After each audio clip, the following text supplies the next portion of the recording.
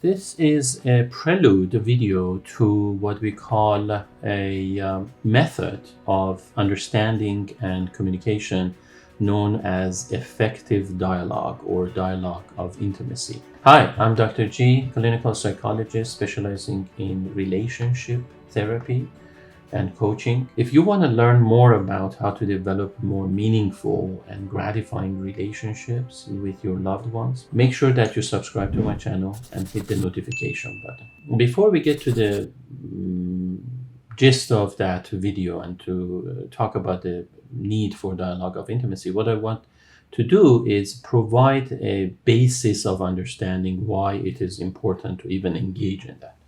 So I want you as a viewer to imagine how much easier life would be if within our relationships with people that are around us, whether it is husband, wife, spouse, lifelong partner, girlfriend, boyfriend, and even other family members that we are close to, or even in more important, other important and significant relationships such as business or close friends, or you name it. If we can really spend our time, the entire time that we have together, in a very rich, meaningful, and content fashion, just imagine how much easier and more gratifying and more pleasant and more effective and successful and productive and rich your whole day will be.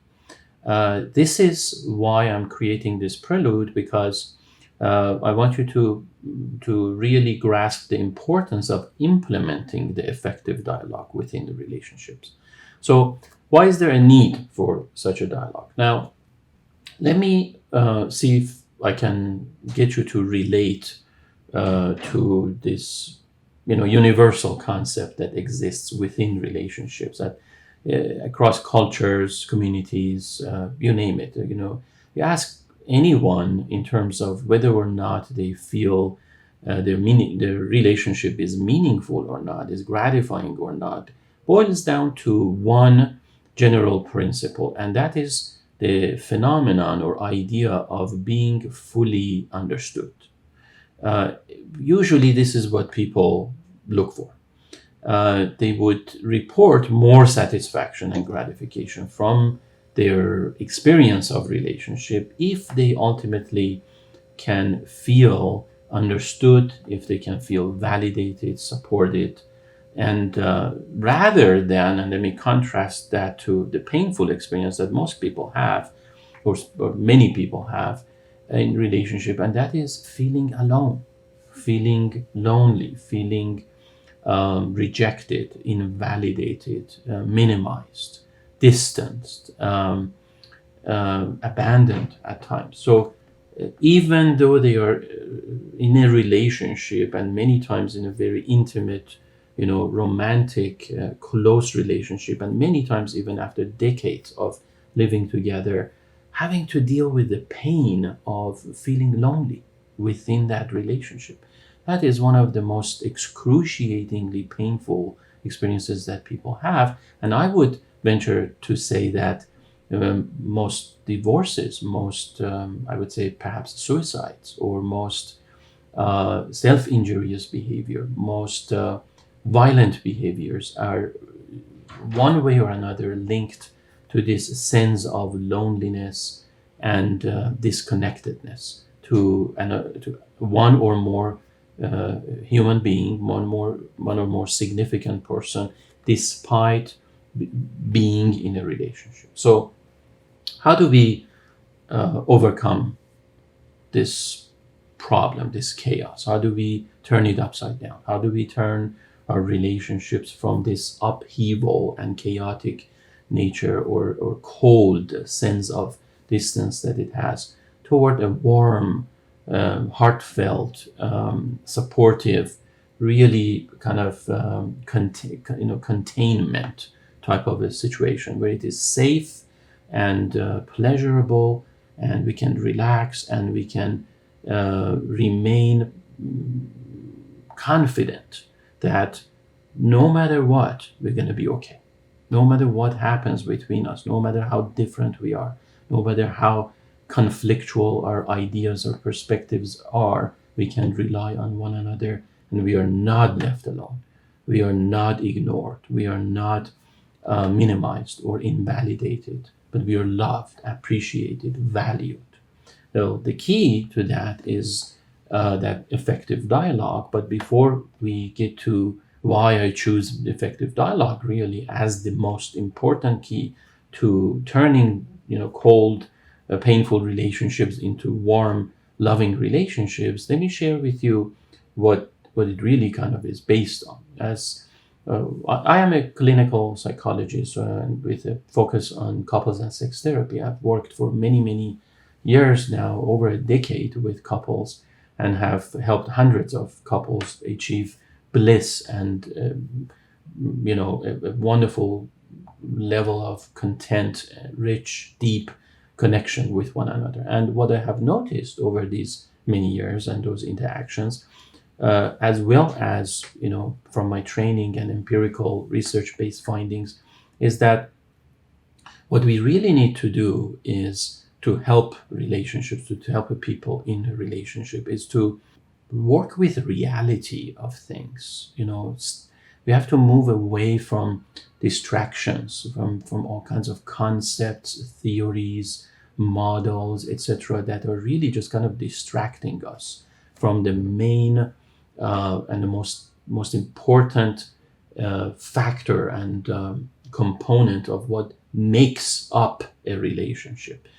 People get lost in, I would say, a lot of conceptual models. They may report that they traditionally have done things a certain way. Their core belief may be one way or another. They may rely on kind of cultural, even political, spiritual, religious guidelines to actually kind of guide their way in a relationship. And what they may not pay as much attention to, even though those are great models, but at times they may actually distract from the main, most significant element or tool that is available, is the way they communicate and understand one another.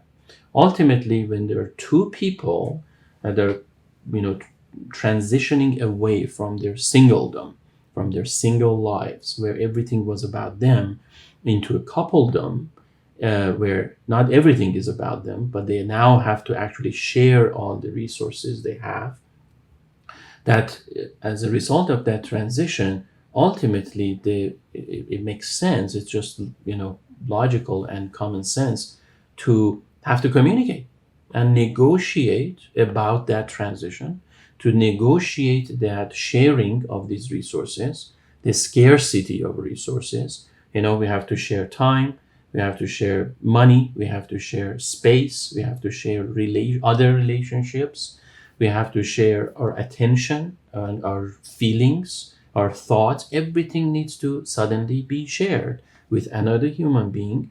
And it just makes sense, doesn't it, to really have to focus on that method of sharing, which is communication, our verbal, non-verbal communication, and the way we relate to one another, the way we are occupying the space together, the way we are present with one another, the way we kind of react and respond to one another. So as far as I have seen, and again, a lot of research points toward that as well, most of our problems literally come from, I would say, ineffective methods of sharing these resources. In other words, when, especially in places, cultures, geographies with advanced, fast-paced lifestyles, where people have to compete very quickly with others and build up their lives, career, education, romance, again, wealth, influence, etc. We tend to be on this very fast track type of a quest for achieving certain milestones and goals in life. And And we tend to actually get together with another person to increase our competitiveness, kind of build up a team. However, in the process, we forget the conflict, the discrepancy that the diverse nature of two people joining a team actually brings with itself. A lot of times that's called the baggage that we bring into a relationship. Sometimes it's called transference. Sometimes it's known by all kinds of names. But ultimately we end up relying heavily on a lot of presumptions when we engage in some kind of a negotiation with our partner. And those presumptions go back to certain, I would say, sets or rules that we have grown up with, such as, certain, I would say, scripts. If you have grown up in a family who says, this is how you should be dating, this is how you should be, getting married, this is how you should be sharing finances or talk about finances or not, this is how you should bring up your children, raise their children, etc. So those scripts, those rules, norms, already well established when we are growing up in a family, but somehow, I don't know how paradoxically and surprisingly, we all forget that, guess what, regardless of who we are, where we were born, where we come from, what culture, what location, what geography, doesn't matter. As long as there are two people coming into a relationship, they bring a diversity with them. Doesn't matter you're both white or black or whatever other ethnicity, or speak the same language or not, or same economic status, same religion or not. Doesn't matter. Even very close knit, groups within kind of similar demographics within one city can vary so much, so extremely from one another, and ultimately the general formula is, and the reality, and that's why I mentioned we need to rely on reality. The reality of things is that people bring two different unique experiences, unique identities with each other, and this is the unfortunate part, with a lot of presumptions. So they come in assuming that they know everything about their partner just because they dated for a while. Just based on very short, brief time of dating, getting along, sharing some feelings, romance, some secrets, some truth, some vulnerability, they immediately jump to a conclusion, because it goes back to that gut feeling. People make emotional decisions. So ultimately, after a while of dating, getting to know each other, we sink into a state of mind where we put all our eggs in one basket and convince ourselves that we know exactly what this other person is going through, who this other person is, how we can get along with each other. We believe wholeheartedly that we are made for each other, and then we jump into the relationship, long-term relationship, marriage, as sometimes we end up getting married, and or not married but long-term relationship. And then after the honeymoon stage, our problems start. Every couple goes through this. This is a universal experience. You know exactly what I'm talking about. If you have been in a relationship, you know exactly what I'm talking about. And now is the time, in my belief, that we have to come to a point in scientific studies, research, everything, that we have enough information available to change this spell, to start this spell of every couple going through a honeymoon stage, and then their problem starts, and then they have to live a miserable life. Not all of them, but a lot of them, and feel like they can't get out of it. And so now, relying on research and psychological methodology, and working with couples, we have come to understand what needs to happen to change this formula from the chaotic version that it has to what it needs to become. And again, that idea of accepting that we are bound to conflict, to clash. It's inevitable. It's even guaranteed with two diverse people, regardless of those sets of norms and scripts and formulas that they have grown up with. Once they get into a relationship, the very nature of having to share resources and negotiate these is bound to clash and conflict. if we can accept this baseline, and that's reality, to me at least, then we can actually move forward rather than getting stuck, because then we don't live in a fantasy. Most people, the way I see it, they have started relationships based on believing in some kind of fantasy, like happy story. It's wishful thinking. They go into a relationship wishing, betting, gambling with, oh yeah, things should be okay, fine. Hopefully things will be okay. Instead of, and that's wishful thinking. So instead of switching to more reality based, knowing that no, there's no guarantee things will be okay, and compatible. There's no guarantee that things will just smoothly flow. No, in fact, it's the opposite. We are guaranteed to have conflicts, to have clash, to have differences, to have, basically emotionally painful experiences with one another. And those experiences are around us trying to assert ourselves individually within a relationship and struggling with that deficiencies of resources, of getting attention, getting valued, getting validated, being loved, being understood, being supported, fully feeling ourselves, as whole human beings, as complete human beings. That is guaranteed. So, and if I know that, rather than giving up on this whole thing from the get-go, no, I know that I'm on a complex journey, but also I know that there is a way out, or there is a way, not out of the relationship, there's a way out of the chaos. There is a way into a happy relationship. That's not random. It is not by chance. It's not kind of a luck situation. It is all based on how we negotiate, the space, the presence, the resources, the attention, the feelings, the thoughts, and also admitting that none of us have learned it. None of us have gone to school or training, anything about this type of negotiation. Nobody has taught us, and if anything, we have gotten bad lessons from, unfortunately, parents or significant others or older siblings, or even if they didn't directly pass those bad lessons to us, we observe those bad lessons by observing their actions and behaviors, how they talk to one another, how they treat one another negatively or positively. And a lot of times, so it becomes more like a trial and error, and most of the time people end up losing. So, and this information I'm sharing with you should not be too foreign to you. If you have had experiences in going through relationships, I have had tons of couples, like I mentioned, from all socioeconomic levels, from all kinds of cultures, different cultures, from different educational backgrounds, different ethnicities. People who, on surface, if you looked at them on the street or out there, based on titles or resumes or positions or social standing, you would not believe how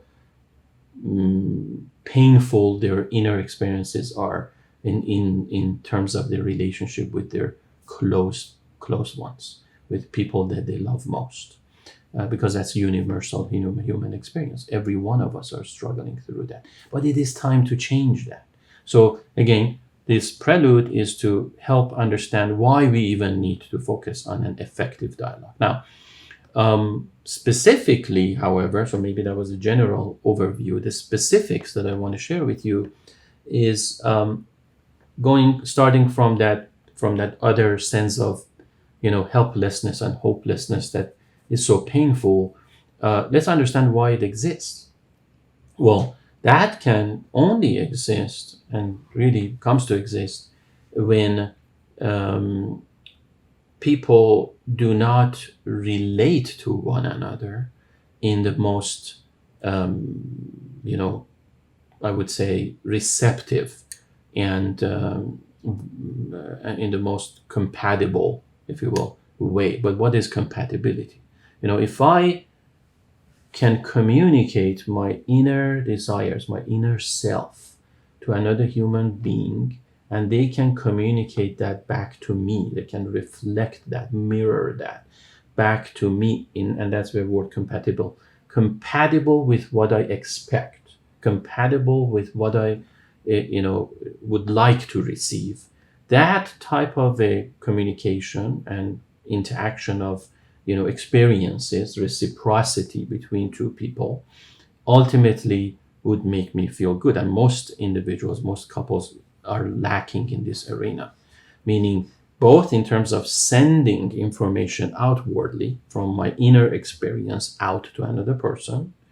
There's tons of issues, problems right there. Many people haven't learned to how effectively express their inner needs and convey and translate that inner experience in a way that can be delivered and articulated to other human beings to a level that then also can be perceived by the other person to the extent, again, that's where the process of communication kicks in, that this reciprocal mirroring and reflection on my articulation of my inner experience coming from the other person can then be conveyed back to me and received internally.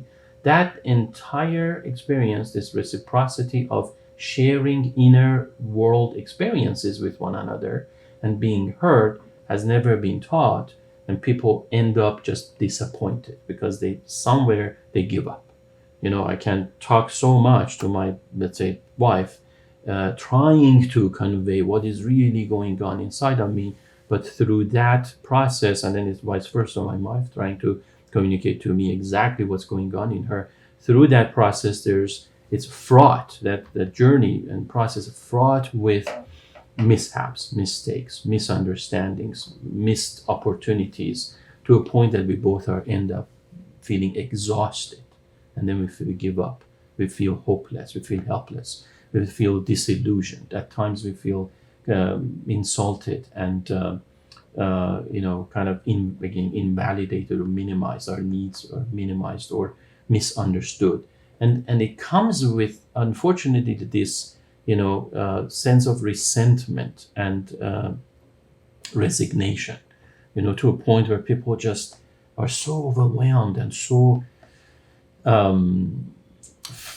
agitated, frustrated, kind of stuck, paralyzed by that lack of connection, that they just give up. They just are rather just not do anything about this anymore because it's too painful to continue, which is a natural response, right? Who would want to continue with this type of painful experience? So as such, this engagement between two individuals that is supposed to have good outcome usually has bad outcome, and it leads to that sense of utter loneliness and misunderstanding between individuals. So now the only possible way to change that is to learn what's not working and turn it into what's working. As simple as that. And there is enough research that is available that show us how we do that. What is not working in terms of me articulating my inner experience, relaying that message in a way that can be fully understood, my partner perceiving that message in a very welcoming fashion, and letting it sink in, reflecting on that, and conveying their understanding back to me, letting me absorb and analyze and process it and let that sink in. This whole, what I would call social engagement between two individuals, but within a framework of intimacy, can be mastered at a level that can become very effective, very gratifying, and lead to more connection, more closeness with one another, rather than what we usually get, which is that I mentioned to you, resentment that leads to separation and distance between individuals. So this is the reason why we even need to just focus on effective dialogue slash dialogue of intimacy, maybe I should just combine that into effective dialogue of intimacy, and let's call it effective dialogue of intimacy. Now, next video that you will be watching is the actual effective dialogue of intimacy. It has 21 rules that we will use to understand, analyze what do people usually do, which is basically 21 things that they do wrong in their way of relating and socially engaging with one another. And we're going to turn that upside down and just show you the opposite image of what should be happening and what they should be doing that they usually are not doing. And a lot of that is based on tons of both conscious as well as subconscious / unconscious drives, expectations, scripts, schemas that are happening at the same time, because we as human beings certainly are very, if you will, holistic in that nature. We bear both subconscious and subconscious levels of existence. And certainly the most conscious ones are clear to understand and kind of detect, and our intelligence lends itself very well for kind of refining that process. But what we are missing is the elements and those factors that come from the subconscious. So I will share with you in the effective dialogue of intimacy what are those subconscious elements as well as subconscious ones, so you can learn to become more aware about the subconscious elements and change those and kind of catch them in action and know how to deal with it, as well as know how to refine the conscious elements that are interfering with the whole process. So to learn more about the effective dialogue of intimacy, click this video right here.